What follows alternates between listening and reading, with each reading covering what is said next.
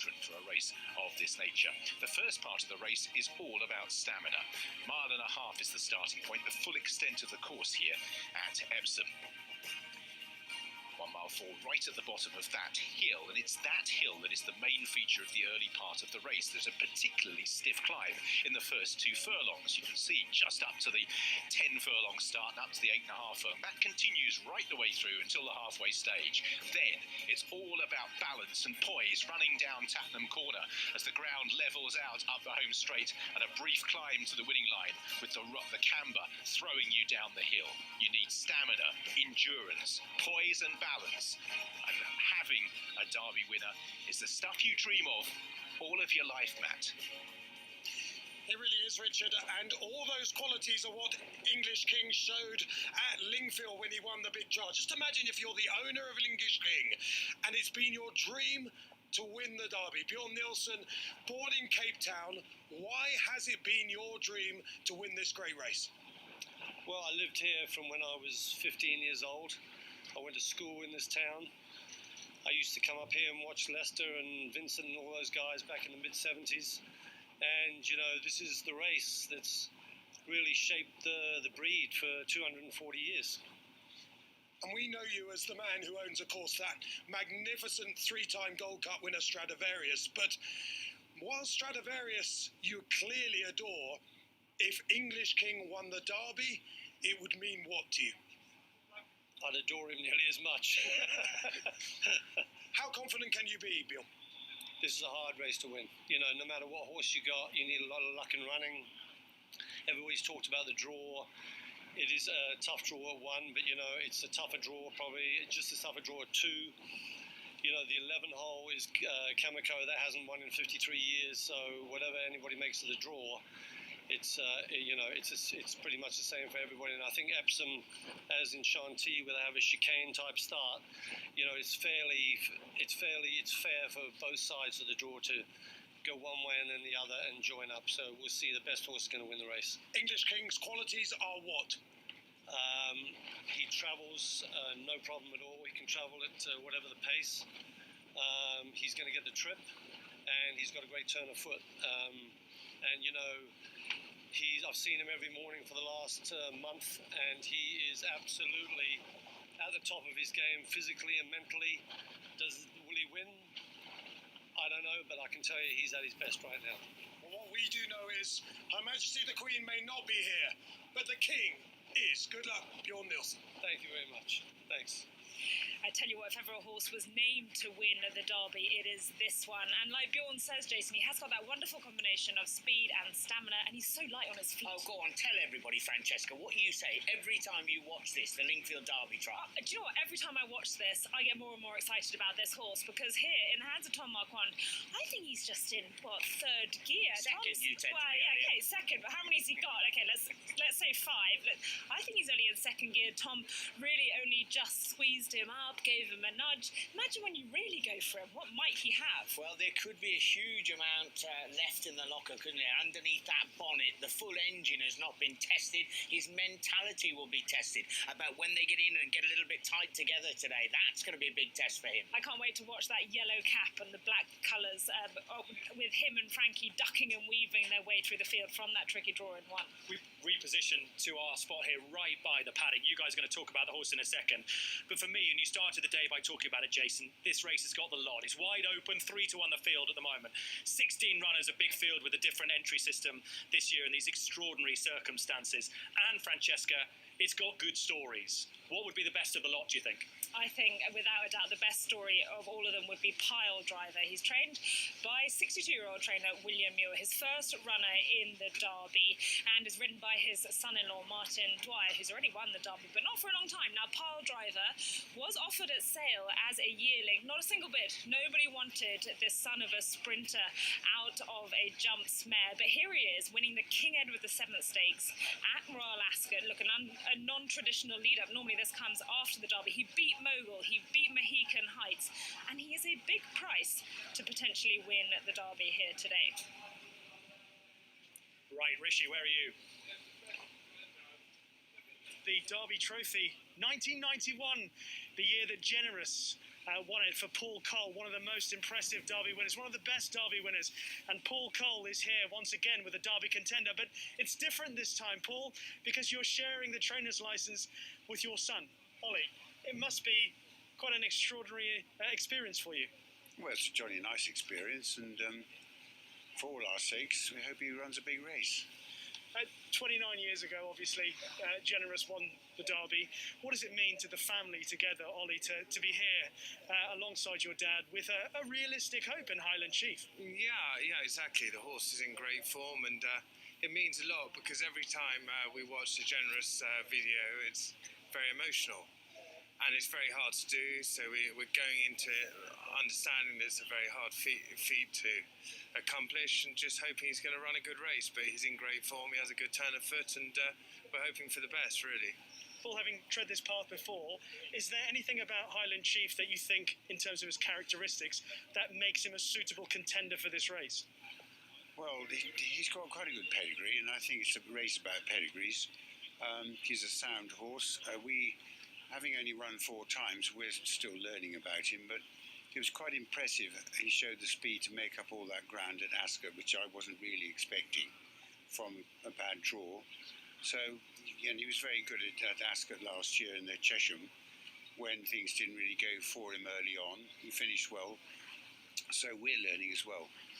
Well, hopefully this is going to be a great experience again for the Cole family. We wish you the best of luck with Highland Chief. Yeah, thanks. Hope we'll see you again. Thank you. Really is a family affair with Alex, the racing manager for the Hayes as well. The homebred, good luck to them. These are the 6 jockeys with their first ride in the Investec Derby. Lovely touch to give them all those famous caps as well. And good luck to the 6.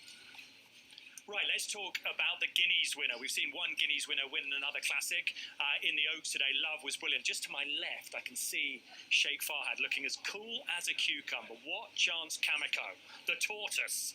The tortoise proved not to be much of a tortoise in the 2000 Guineas at Newmarket because it was a day where there was plenty of pace on. We had Pinatubo up front, we had Wichita as well, and there he is, Kamiko in the red colours, squeezing his way through to really power away at the end of a mile. Now look, lots of similarities with another star for Qatar Racing in Roaring Lion, who was well fancied coming into the Derby, having won the Dante. He didn't quite see out the trip. This guy, another son of Kitten's Joy, steps up an extra half a mile. Look, I think, Jason, physically, he looks like he's got the range and the scope to take that step up, but on paper, maybe not. Okay, so are you a yes or a no?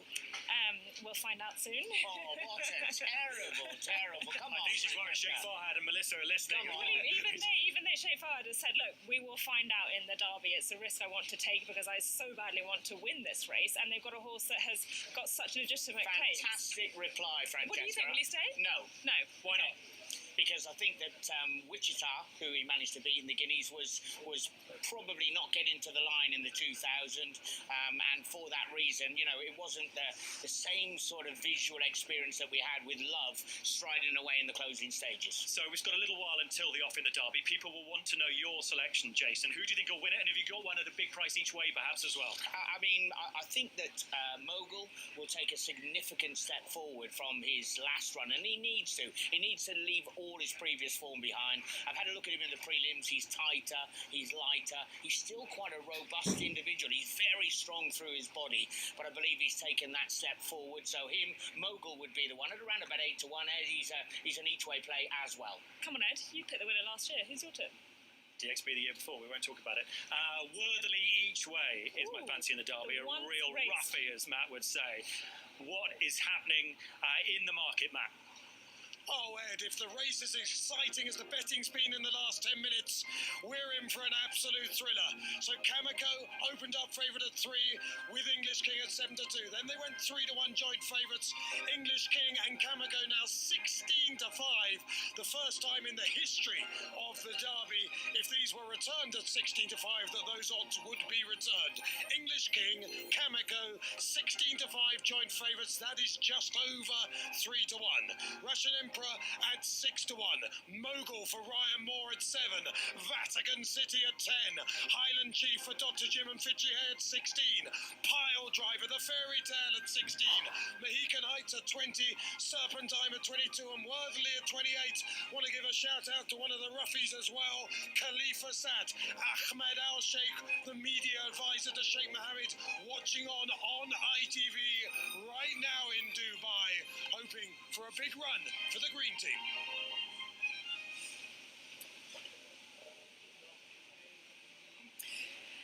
Now, this is our first look at English King this afternoon. And Jason, he's just like a ballet dancer, isn't he? He's just got that really light on his feet physique. And I've actually seen him at his home, at Ed Walker's training base. And he's so professional on the canter. He's lovely and relaxed for his work. But actually, on his way home, he has a little dance and a jig around. Frankie Dettori went to ride him and absolutely loved him. And you'll see that he's got, it looks like his nose is just scrunched up a bit for everybody at home. Well, he has a lip chain up underneath, so it goes up under that front lip with a bit of rubber over it, and he just concentrates on that. He can play with that, but it also makes him listen and not get too excited. And Matty Hicks, who looks after him, rides him every day as well. Good luck to them. Number 6 is Kameko.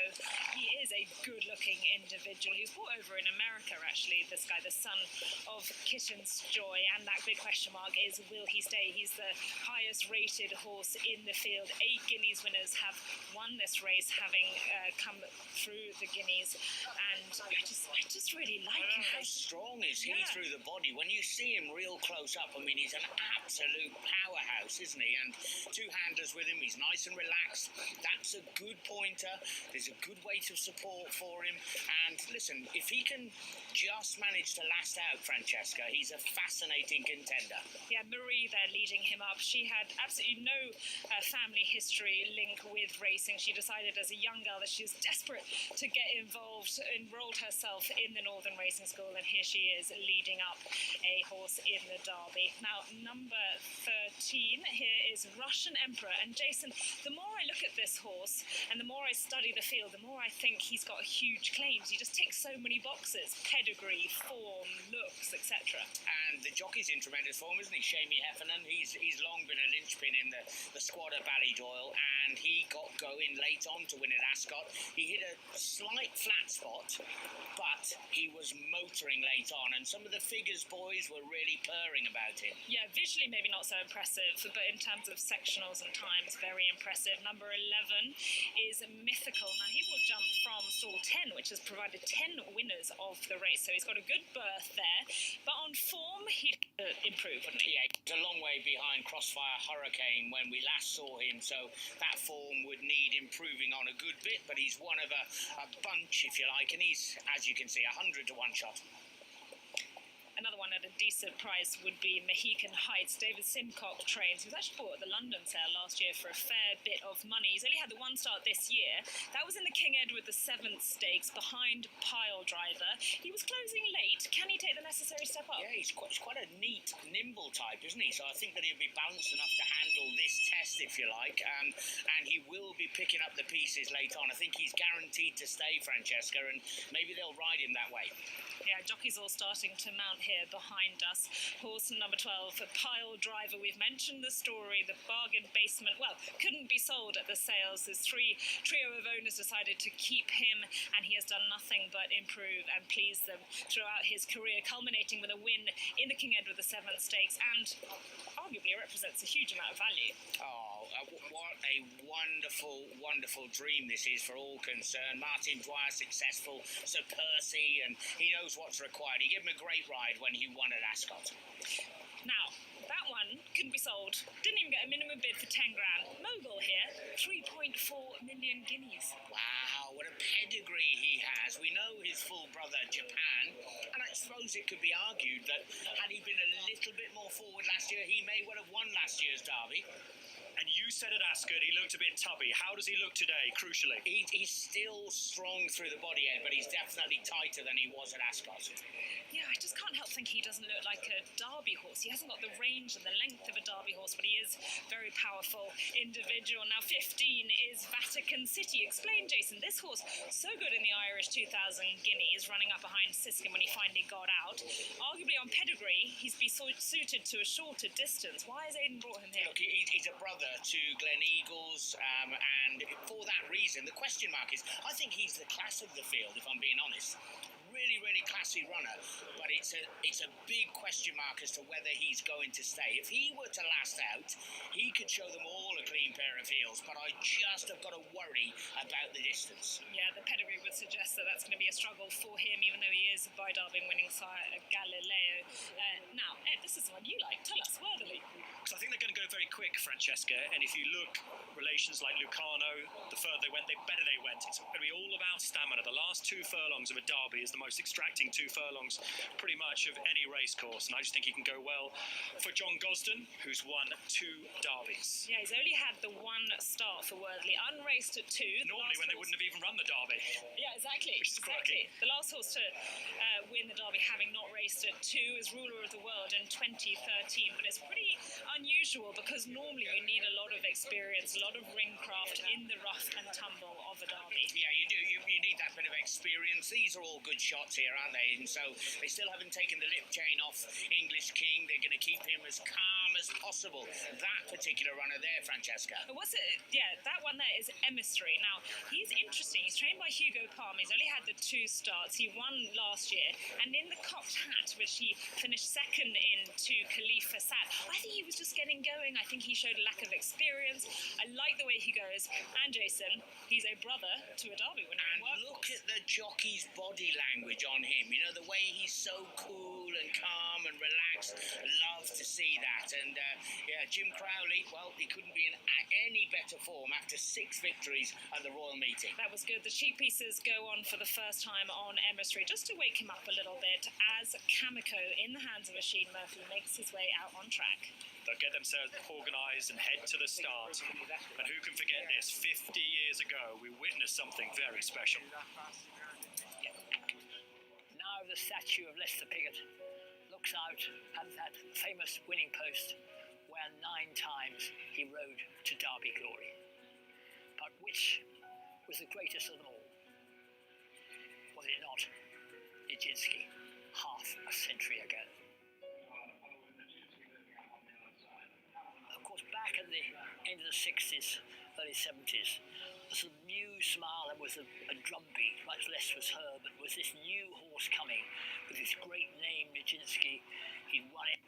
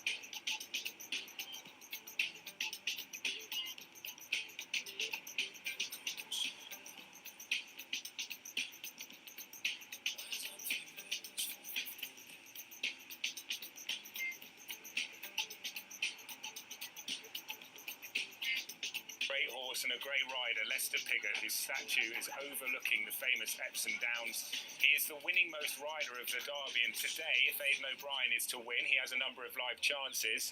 He will become the winning most trainer of this breed-defining race. There are so many people involved in getting a classic winner and making a classic winner, and as you see them in a few moments' time arrive down at the start, it is very close to race time. But it all begins at studs all across Europe, and as I mentioned earlier in the programme, the breeders and stud farms have sent in their pictures of the horses that you're about to see compete for the biggest prize in the world when they were young horses. This is Mogul in the first few days of his life. This sent in from Newsells Park Stud in Newmarket. English King, who has the Italian Frankie Dettori on board, was bred in France at Écurie Monsieur, who also bred Mythical, who lines up in the race. Pile Driver, as we've heard, is the story of the race, bred at the late Kevin Mercer's Usk Valley Stud in South Wales. And I knew Kevin, and he would be so proud of everything this horse, Willie Muir and Martin Dwyer, have achieved. And finally, Khalifa Sat, who was bred by the Irish National Stud from Free Eagle's first crop. There are so many people, as I say, involved in a Derby winner, from the stud workers, the grooms, the lads, the lasses, the farriers. It is a real team effort. And in a few moments' time, live on ITV, we will see who this year can add their name to the most illustrious roll of honour in the whole of horse racing. And these are the crucial moments. As Sheen Murphy speaking the other day says, the biggest challenge is getting to post, keeping a lid on these horses, keeping them calm. There is Pile Driver on the left. And he talked about the horses there as fold in the breeding industry. I mean, is boost the right word if this horse wins? Because it shows every breeder everywhere that it can be done. The dream can come true. Well, that's what racing's all about, isn't it? You might come here with the most expensively bred yearling, or you might come here with one that didn't fetch a bid at the sales. It's the dream, isn't it, Jason, of taking on the big guns with your homebred horse? Of course it is, and we wish them the very best of luck. Now, we've rushed from one side to the other, Francesca, and as we got here, Kamiko was going down to post.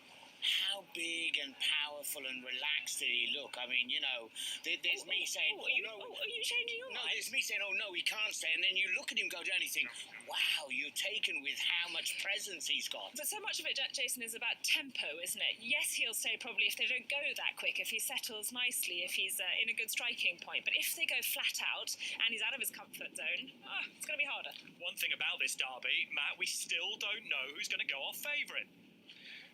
No, Ed, it's fantastic for the race. It's like Grand National betting. It's that open. The Lingfield Derby winner, of course, that's what Anthony Van Dyke won before he came here and won at Epsom last year, or the 2,000 Guineas hero, Kamiko. They're both at 3-1. Russian Emperor Steady Eddie now at 6-1. Mogul for Ryan Moore at 7, and Vatican City, the Irish 2,000 Guineas runner-up at 10. It's 16's bar. But no, we don't know who will start favourite, and that's because it's a wide-open race. It's a brilliant betting heat. There's so much in this Derby, and we'll find out who's best of the best in a moment or two. Runners in, just coming past me now. There is Russian Emperor, and shame he's just getting a little bit revved up. But some of the others just coming down now, and I'm just waiting for some of the real big guns. Good luck. There's Martin on Pile Driver, who's been really relaxed. He's not yapping away now, Martin. Well done. They're just going past us. It's Vatican City. Some of the runs now, and Vatican City looks a lovely horse. It really does, just going past us. Serpentine then on the far side. There is Mythical just going down. So some of the bigger guns just waiting for. I can just see Emissary in the distance, but the one I'm really looking forward to seeing is Kamiko, just to see what he's like. One ticket in the ITV7. If Highland Chief wins, one person will win £50,000. The one ticket on Highland Chief. And this, Francesca, is the new favourite for the Derby. He's favourite again at 3-1, with Kamiko just drifting a fraction. And he's warm. Yeah, there he is in the hands of Frankie. This is the bit that Ed Walker was worried about when I saw him at his home. He said, "Look, he's a playful horse. He's an excitable individual. Nothing difficult or nasty about him." But this is the bit because they've cantered most of the way to the start, and as they go downhill towards the stalls, they tend to just back off the tempo. Horses are anticipating the start, wanting to get on with it. And Jace, is this a negative for you? The sweating? Yeah, it is a bit of a slight negative, I have to say.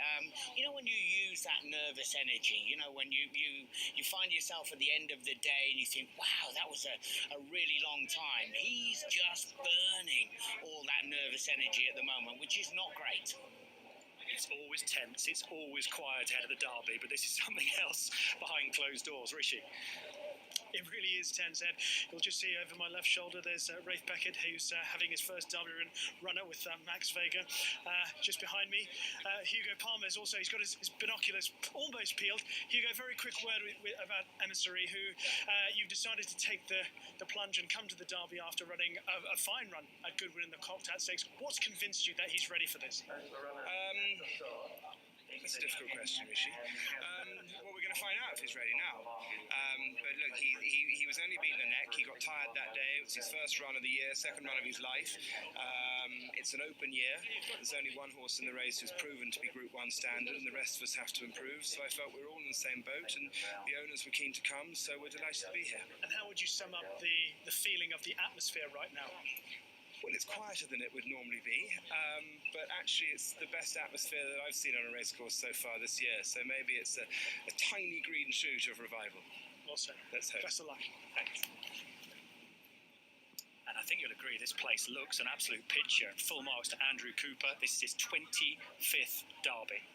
And there we've got Frankie just wiping the sweat off the neck of English King. They used a scraper and then they used a rubber as well. So he's made his way down there. Stall handler has got the hold of him, and I want to know what Luke thinks. Yeah, and here come the real big guns now. There is Kamiko right on the rail, and Mogul next to him. Worthley's just been led down by a groom. I totally agree. English King, he's my selection for the race, but he's showing his inexperience. Let's just come down here. As we've seen, Oshie Murphy just taking his feet out of his irons, and Kamiko's getting a little bit warm, but he's not getting too upset. Do you know what? I'm lucky enough. I've probably ridden a horse every day for the last 40 years, but to see these magnificent horses up close is absolutely wonderful. Kamiko looks absolutely gorgeous. Mogul, I agree with Jason. He's a very deep girth horse on the far side there, number 9. He's a very deep girth horse, but he's definitely, it was only 2.5 weeks ago, Royal Ascot, but he's definitely tightened up, that is for sure. But you can just see, quick look, you can just see the handler just wiping the sweat off Kamiko's neck, just to make, look, they see drying the reins off, just to make Oshie Murphy's job a little bit easier. It's exciting down here. It's exciting with the betting as well, Lou. Look at that. Kamiko now favourite. They flip-flop yet again. A plunge late, it seemed, on the exchanges. Now 11-4 Kamiko. A couple of horses we haven't talked about, Francesca. Yeah, we can see Serpentine there down at the bottom of the betting. 25-1. He's an interesting one. He only won his first race of 3 last week, only 7 days ago, but he won it by 9 lengths. It was a maiden, so they decided to take the punt and back him up here. He's a slightly immature-looking individual, but Emmett McNamara will be riding him, having his first start in the Derby. And Jason, another one of the big price Aidan O'Brien runners, Aaron Nevere and Will Buick rides. Yeah, we think there's going to be a strong pace. A couple of those larger priced runners, if you like, will be forcing it. I think that Mogul, English King, they'll all be keen to just get in and find some sort of rhythm from their supposed unfavourable positions. And another Irish raider, first runner in the race for trainer Jesse Harrington, Gold Maze. Yeah, look, he does have to improve from his official rating where he is at the moment, but it's got a real open look to it. As the betting would suggest, I'll just have Mogul down as a big improver. There he is on the right there, Mogul, ahead of a Derby like no other. 11-4 the field. Kamiko looks set to go off favourite for the greatest flat race on earth. Unprecedented circumstances this year behind closed doors. No crowd, but still the usual great test. Richard Hoyles has the call on the Investec Derby. And Gold Maze is the last to move forward then. Gold Maze moving into stall number 16, right up on the outside. set. And they're often racing in the Derby. English King just jinked out to the left. Emissary was a little bit slow into stride. Amongst those that are moving forward, Khalifa sat up on the outside and pushed up is Serpentine. Kamiko jumped well, being restrained just behind the leaders early on. Max Vega goes forward. Oran Levine's being ridden quite furiously to try and get a share of the lead, but currently it's his stable companion Serpentine that leads the field uphill as they cut the corner and make their way towards the 10 furlong point. So Serpentine leads the Derby early on. Khalifa set in second. Kamiko's a little keen on the outside claret jacket with Oran Levine and Max Vega as they race through the first couple of furlongs. Pace just steadying. Mogul, English King moving up. Pile Driver is keen on the heels of horses with Russian Emperor. They're pretty well bunched in midfield, all looking for a bit of racing room. Out wide is Gold Maze, then Highland Chief. Towards the rear of the field, we have the likes of Mohican Heights. Pile Driver still is towards the back. Last of all at this stage is Mythical, and also towards the rear is Worthily.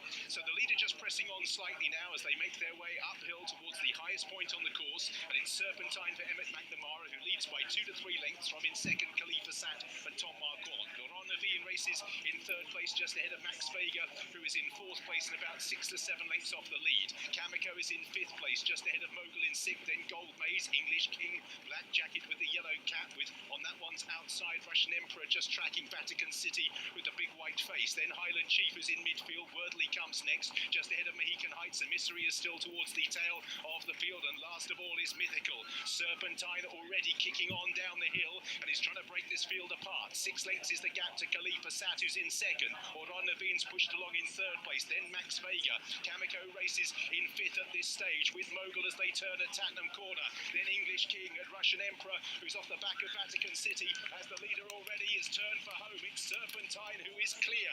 A dozen lengths is the gap back in second to Khalifa Set, then Oran Navine. Kamiko comes out of the pack. Frankie's working hard on English King, Gold Maze, then Vatican City and Russian Emperor, and still Serpentine has a big lead at the 2 furlong pole in the Derby. It's 10 lengths to Khalifa Sat, Oran Navine, Kamiko in fourth, then Mogul down the outside, Russian Emperor. Serpentine with a furlong and a half to last is still 8 lengths clear in the Derby. Khalifa Sat in second place, time running out for the closers, and Serpentine still 7 lengths clear from in second Khalifa Sat. They're not going to catch Serpentine. An 8th Derby for Aidan O'Brien on one of the great Derby rides. Emmett McNamara partners Serpentine to victory. Khalifa Sat tied for third. English King with a flourish, then Oran Navine and also Kamiko for the minor honours.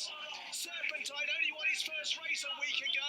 They gave him too much start, couldn't reel him in. Second to Khalifa Sat, third on bottom of the head between Kamiko, Oran Navine. English King's next with Mogul, Russian Emperor, Vatican City and Gold Maze. It was steadily run to halfway, and that was the key. They wrote Serpentine off as a horse they could let loose on the lead, and he has made them pay. Another son of Galileo, another winner for Aidan O'Brien, but a tip of the hat to Emmett McNamara. Gasps of disbelief all around Epsom. Aidan O'Brien is a record breaker. Look at this, Jason. He just never comes back. Oh, no, well, I mean, everybody was sort of thinking, well, he's going to be the pace or one of the guaranteed pacemakers, and he opened up. The gap just got bigger and bigger. They were quite happy to let him go. Khalifa Sat, Tom Marquand and Andrew Baldwin. He was just thinking, well, surely he's going to come back in a minute. Just waiting for the photo finish. The top horse, Francesca. Oh, my word, what a strange derby. I've got to tell you, a stunned silence here at Epsom. I know there aren't many people, but those that are here, jaws hanging in disbelief, because sure, we've seen horses streak off in front in a derby. We've seen Aidan O'Brien send horses forward. What we haven't seen them do is stay on like this. Jason, we were watching it at the top of the straight as this horse kicked 12 lengths clear, thinking, oh well, they'll catch him. Yeah, surely he's going to come back. Surely he's going to come back. As far as his jockey is concerned, I mean, his biggest day by some way. He was second on Tiger Moth, of course, recently in the Irish Derby when he closed in all the way to the line behind Santiago. And I saw Shamey being interviewed afterwards, and he said, look, I'm gutted that I've beaten Emmett on the biggest stage of them all. Well, he's had his opportunity here.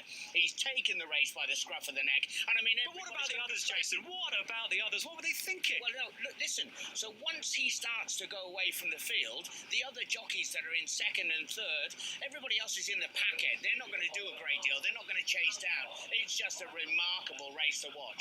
So we don't know much about this horse. He ran 7 days ago and won a maiden, and here he is backing up in the Derby a week later. We're all looking at it thinking, well, Emma McNamara has ridden them to sleep. All the other jockeys were at fault. Potentially, could this actually just be a good horse?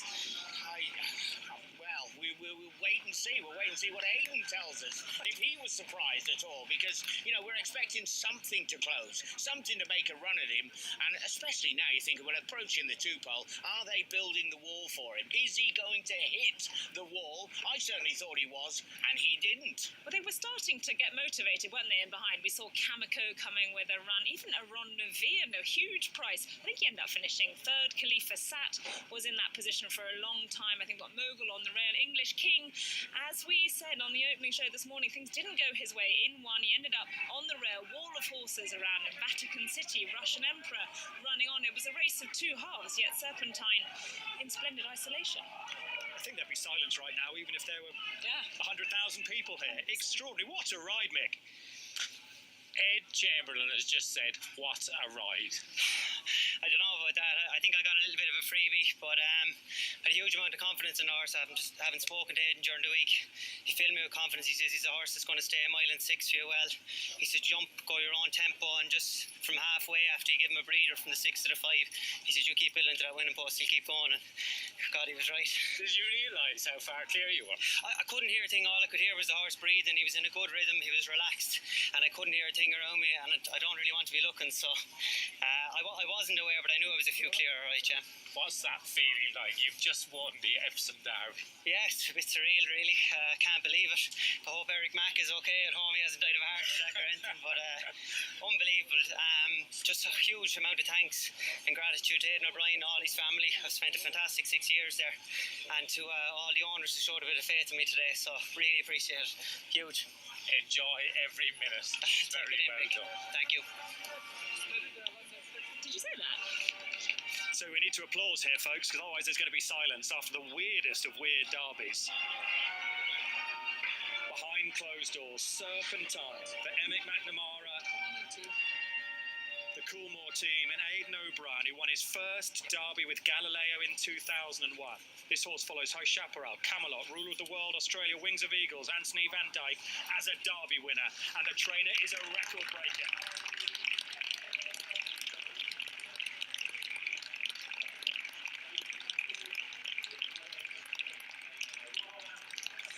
Oaks and Derby, the double, on the same day. We had no idea which one of the 6 was going to be the strongest.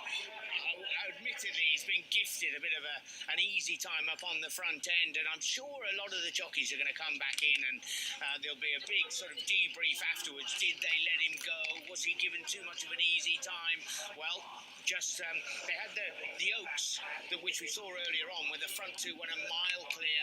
A similar sort of story here. The boys sort of lulled into a false sense of security, possibly. Yeah, and another similarity, Jason. That sire, Galileo, he's now responsible for 5 winners of the Derby, a Derby winner himself. He had plenty of runners here, but in one of his least experienced horses, he has managed to win a record 5th Derby.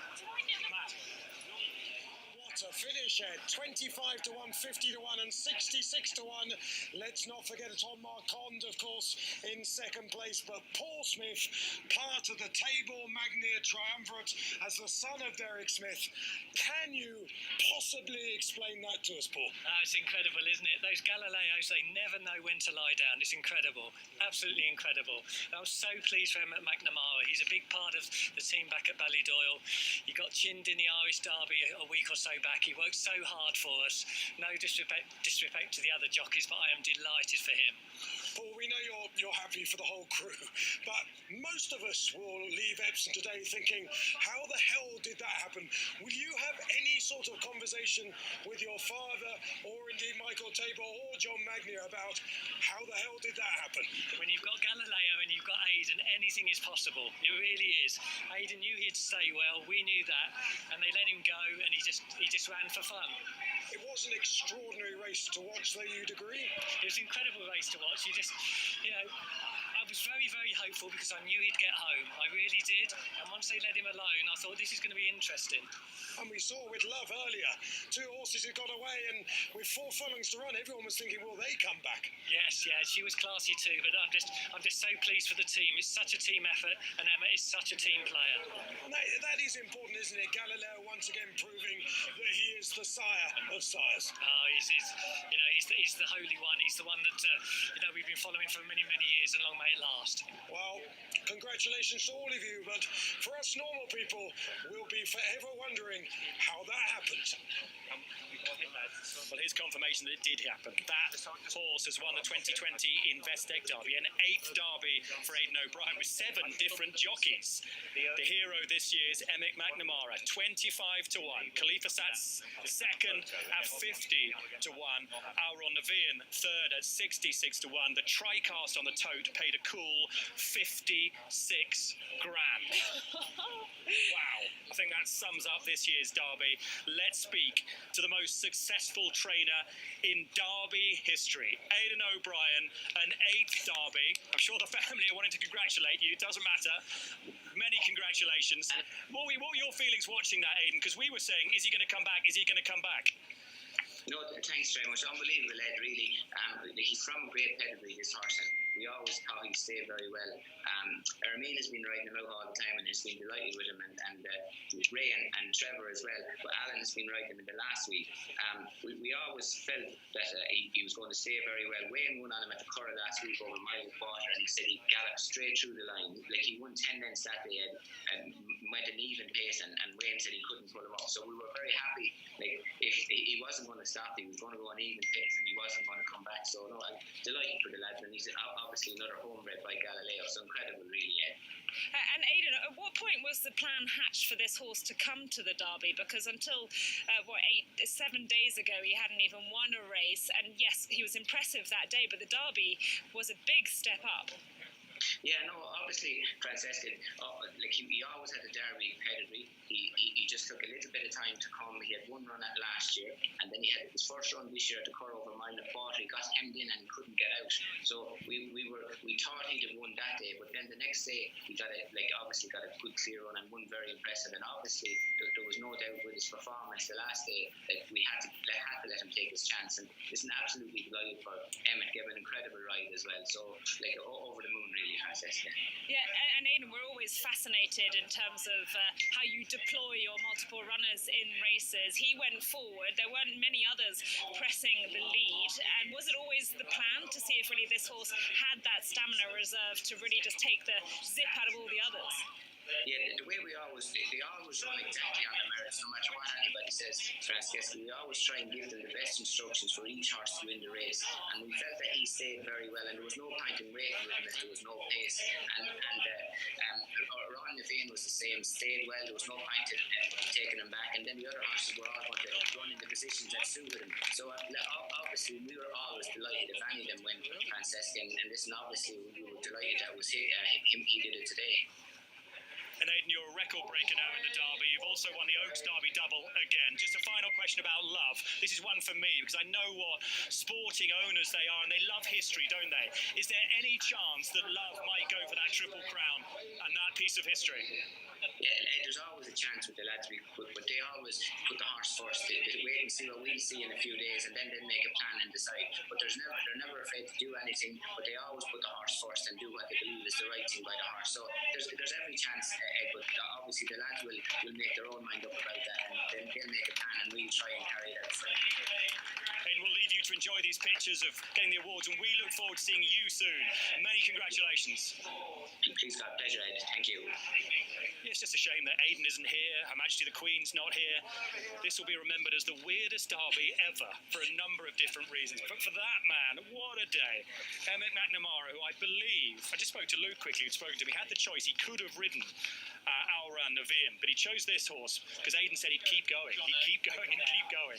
And what a choice that was by him. It was funny, we were looking at him, Jason, weren't we, in the paddock beforehand, and he was immature looking type, and was one of the first ones to be saddled, and really an unexpected Derby profile. But Turns out these Sons of Galileos, as we heard, can do anything. Serpentine has won the latest step on the Kipco British Champions Series.